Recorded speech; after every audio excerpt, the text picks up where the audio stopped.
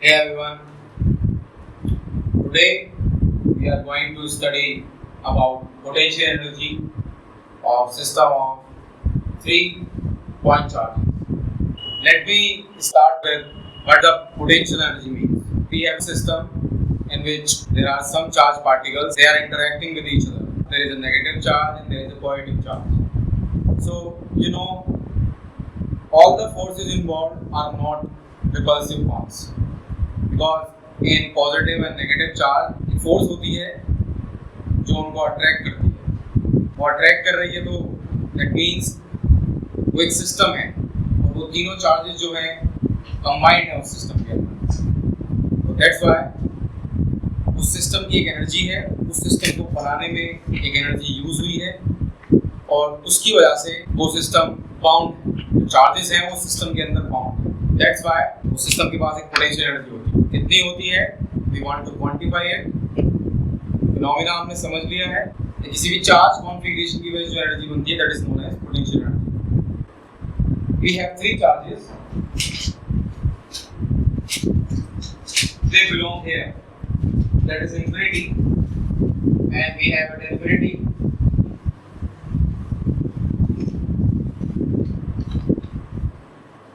we have infinity 3 charges, namely Q1, Q2 and Q3, and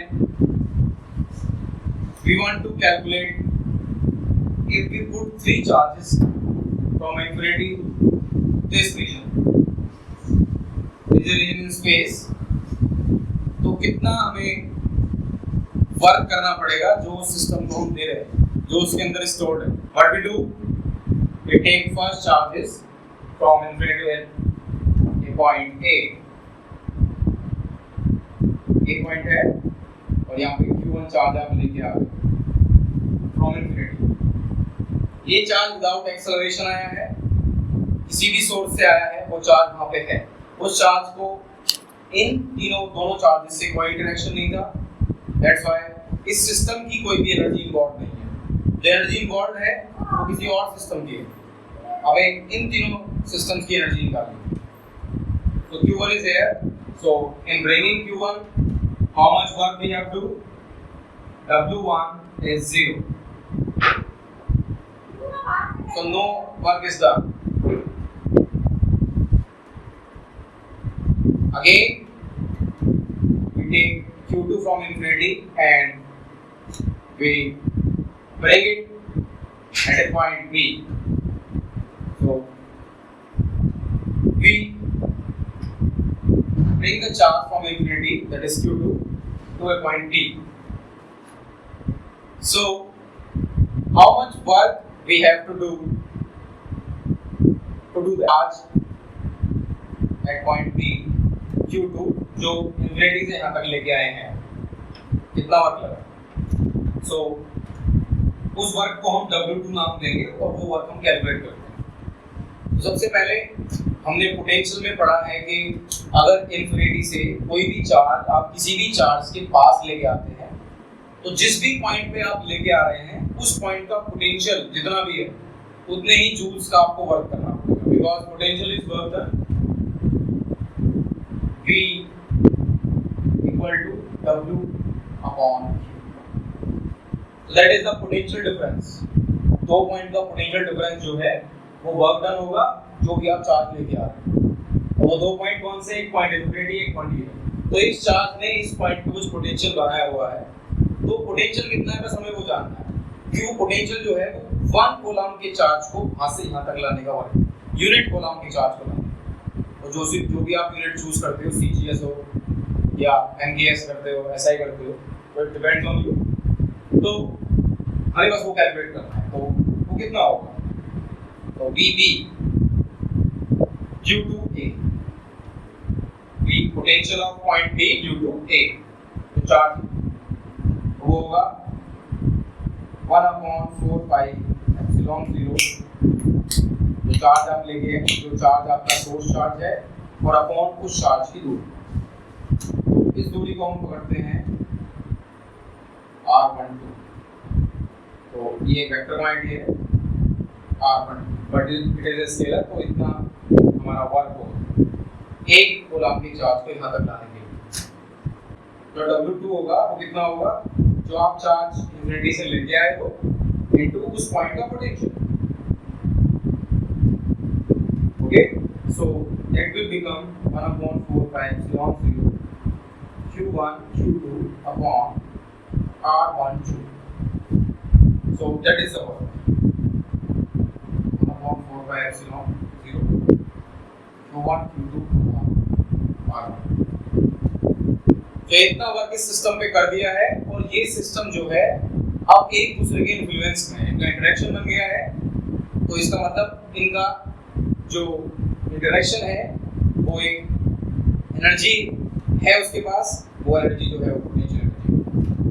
okay, तो इस दो charges के सिस्टम की जो पोटेंशियल एनर्जी होती है वो ये होती है, but we have to calculate the potential energy stored in system of three charges.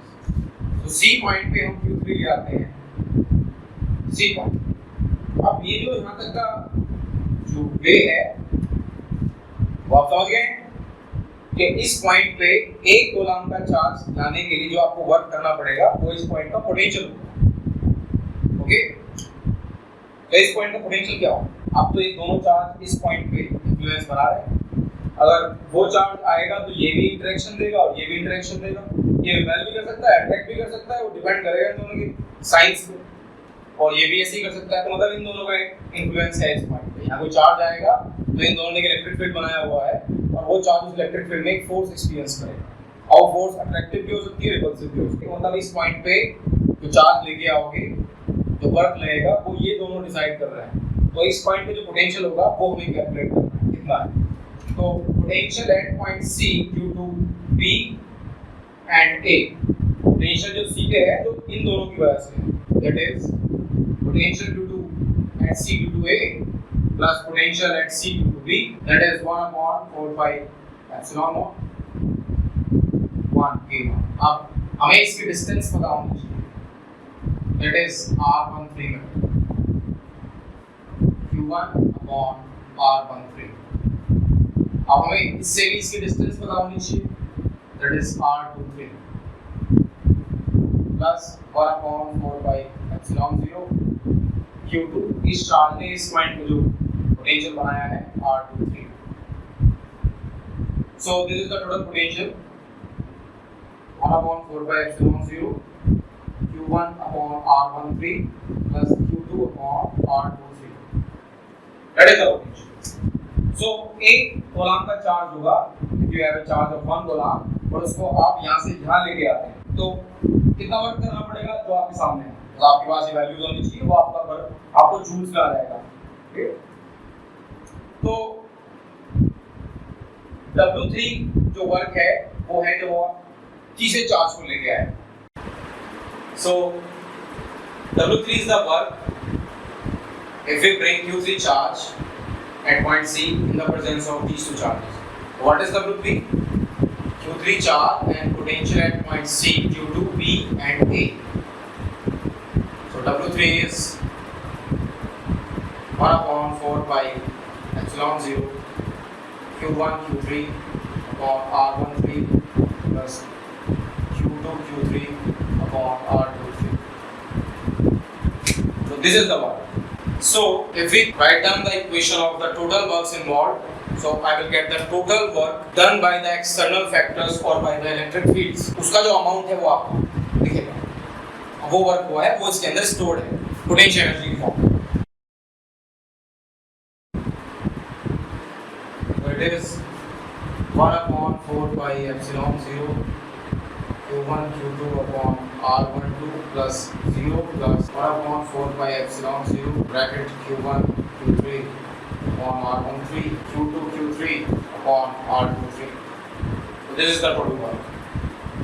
So if we summarize this work as potential energy, then we express in terms of U 1/4π0 Q1 Q2 upon R12 plus Q1 Q3 upon R13 plus Q2 Q3 upon R2.